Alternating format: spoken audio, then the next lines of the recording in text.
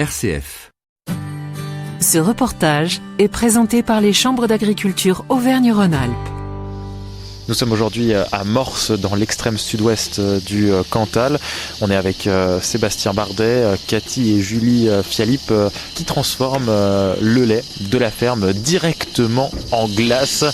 Sébastien Bardet, vous déjà au niveau des effectifs aujourd'hui sur la ferme, on est à combien de vaches ? Bon, on a 65 vaches à la traite pour 70-75 laitières pour une production de objectif 700 000 litres de lait par an.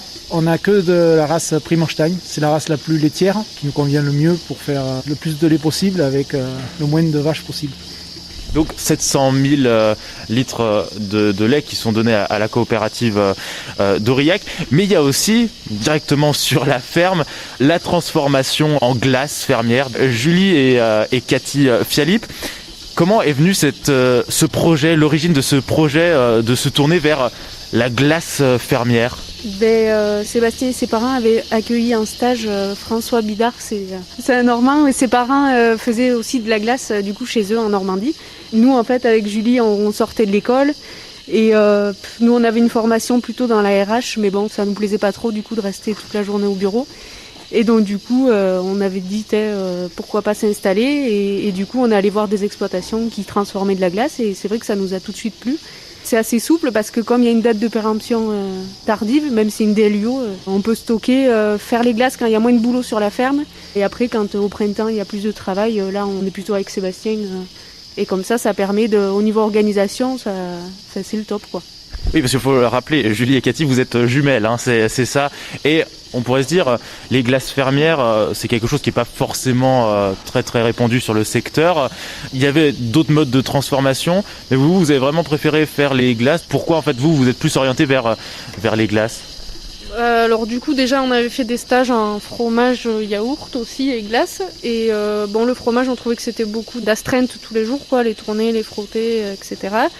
Et par contre, le yaourt, on s'est posé la question, mais on a trouvé qu'il y avait quand même pas mal de concurrence de plus en plus. On adore les glaces aussi, nous. Donc, voilà, et la souplesse au niveau du travail, c'est ce qui a fait pencher la balance, quoi.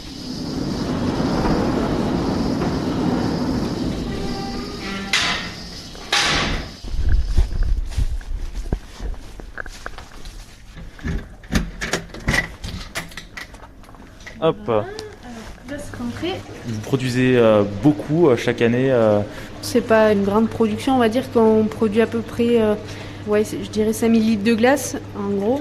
Et ça représente à peine le lait d'une vache, quoi. Quelle part du naturel dans vos glaces, qu'est-ce que vous avez voulu faire ?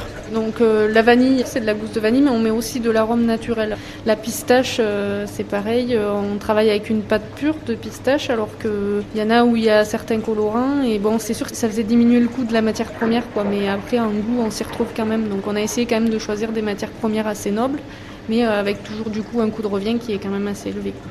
Là, on va revenir un peu sur les étapes. Donc face à nous, on a quoi ? Alors bon, déjà, si on reprend du début, on va chercher le lait donc dans ces bidons là à la ferme. Et ensuite, on écrème le lait. Donc on fabrique la crème pour toute la semaine. Et ensuite, on passe à la recette. Donc là, on a le pasteurisateur qui est devant nous. Donc on mélange le lait, la crème qu'on a faite en début de semaine, les différents sucres qu'on rajoute, ensuite les arômes ou les goûts, enfin voilà, le café. Et donc là, le pasteurisateur se met en route, donc tous les ingrédients sont mélangés. Et le pasteurisateur, là, c'est à 9 degrés, les monte jusqu'à 85 degrés pendant 9 minutes à peu près. Et ça permet de détruire toutes les bactéries qu'il pourrait y avoir. Ensuite, tout seul, la machine va redescendre à 4 degrés. Et donc ce mix qu'il y a dans le pasteurisateur, on va le sortir dans des seaux et on va le laisser maturer au frigo pendant 12 à 15 heures. Voilà. Et le lendemain, on prend ces seaux et on les passe dans la turbine. Donc en tournant, elle va envoyer un peu d'air naturellement dans la glace et après ça va ressortir de la glace. Il faut attendre à peu près 10 à 15 minutes et on peut ressortir la glace par la trappe. Donc soit on la met directement dans des bacs ou alors on les met dans des saladiers et on fait les pots à la main. D'accord. Et du coup, une fois qu'on a sorti la glace, qu'elle est en pot, on la met dans le surgélateur. Alors là, du coup, ça va descendre à moins 40 degrés pendant 10 à 15 minutes aussi, histoire de bien saisir le produit, qu'il n'y ait pas de défaut de texture et de cristaux de glace qu'il pourrait y avoir à l'intérieur. Et ensuite, on met à stocker en chambre froide à moins 18, moins 20 degrés. Et donc là, on est avant la période de Noël, à quelques jours. Qu'est-ce que vous proposez à vos clients au niveau des goûts vraiment sur ces bûches? En fait, elles sont double parfum. Il y a un parfum à l'extérieur et un autre à l'intérieur. Donc on a vanille fraise, vanille café, vanille caramel et chocolat vanille. Ces bûches, on en a fait à peu près 350, je dirais, qui sont déjà d'ailleurs pour la plupart déjà dans nos points de vente. Eh ben, merci beaucoup. Merci à vous. Ce reportage vous a été présenté par Grand Village, un service de Groupama Rhône-Alpes Auvergne. Retrouvez des producteurs partout en France sur grandvillage.com.